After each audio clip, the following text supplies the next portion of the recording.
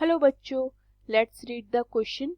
So the question says the set of possible of A for which x square minus bracket a square minus 5a plus 5x plus bracket 2a square minus 3a minus 4 is equal to 0 has roots whose sum and product are both less than 1. Option A minus 1 comma 5 by 2, option B 1 comma 4, option C 1 comma 5 by 2, option D 1 comma 5 by 2. So the key concept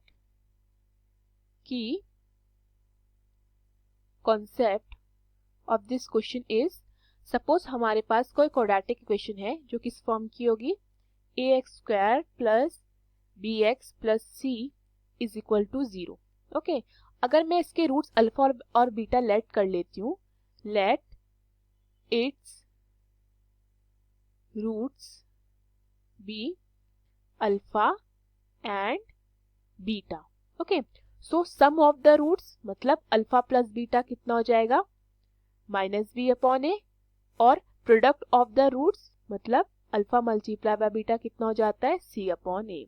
so sum of the roots मेरा कितना आता है, minus b upon a, और product of the roots कितना आता है, c upon ए. इसका हम क्वेश्चन में यूज करेंगे. क्वेश्चन में जो इक्वेशन गिवन है मैं उसे उतार लेती हूँ.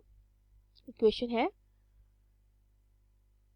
X square minus a square minus 5a plus 5x plus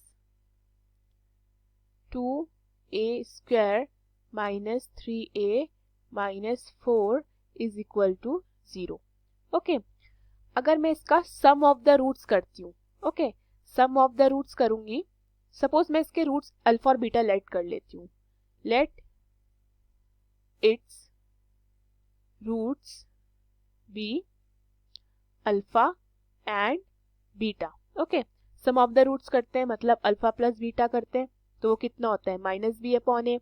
so यहाँ पे बी का काम क्या कर रहा है, minus a square minus 5a plus 5, तो माइनस माइनस प्लस हो जाएगा, ये होता है मेरा बी आता है a square minus 5a plus 5 upon a की वैल्यू कितनी है 1, तो फर्क नहीं पड़ेगा, यही वैल्यू आएगी मेरे पास. क्वेश्चन में गिवन है कि sum of the roots is less than 1.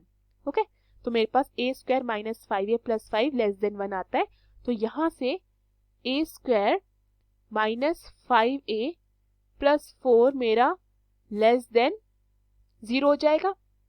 अगर मैं इसके फैक्टर बनाती हूँ तो फैक्टर कुछ इस तरीके से बनेंगे.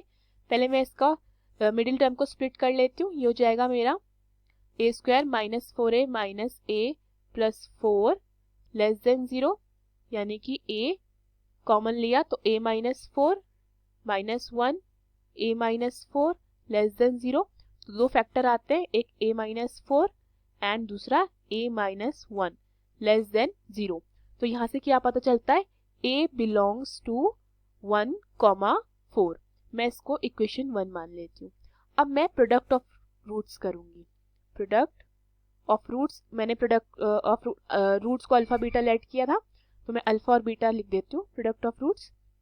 तो यानी कि मेरे पास अल्फा मल्टीप्लाई बाय बीटा कितना हो जाएगा, अल्फा मल्टीप्लाई बाय बीटा वो होता है सी अपॉन ए. तो सी का काम यहाँ पे क्या कर रहा है, सी का काम कर रहा है 2a square minus 3a minus 4.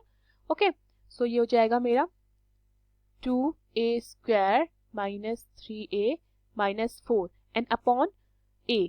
Okay, a की वैल्यू कितनी है 1, तो फर्क नहीं पड़ेगा, यही आएगी मेरे पास वैल्यू. ये भी कितना गिवन है क्वेश्चन में, is less than 1.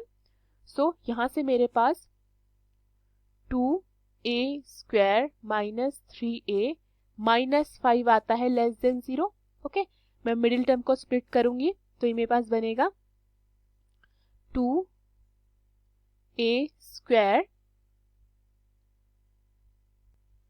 Minus 5a plus 2a minus 5 less than 0.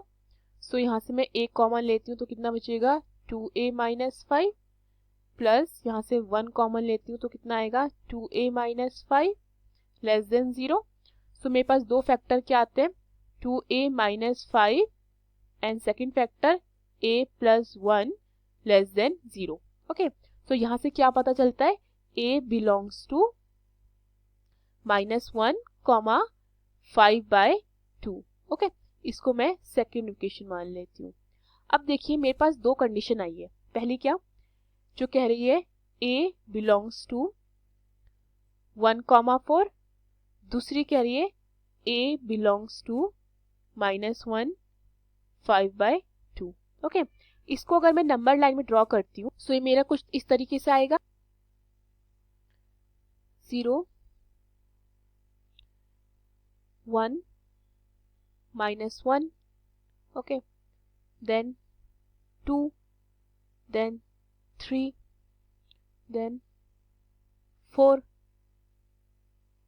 सो ये होता है मेरा -2, -3। अब मैं इसे प्लॉट करती हूँ तो ये मेरे पास 1 यहाँ पे आता है। ओके, देन 5/2 इज 2.5, तो मेरा 2.5 यानी कि 5/2 यहाँ पर आ रहा होगा। क्लियर, -1 यहाँ पर आता है एंड 4 यहाँ पर आता है।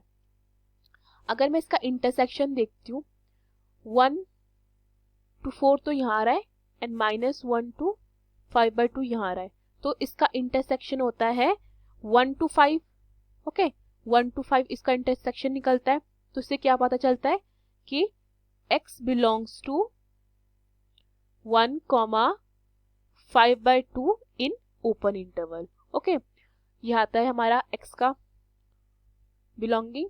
तो देखते हैं हमारा कौन सा ऑप्शन करेक्ट है। So the correct option is C, 1, 5/2। Hope you understood the question. Thank you.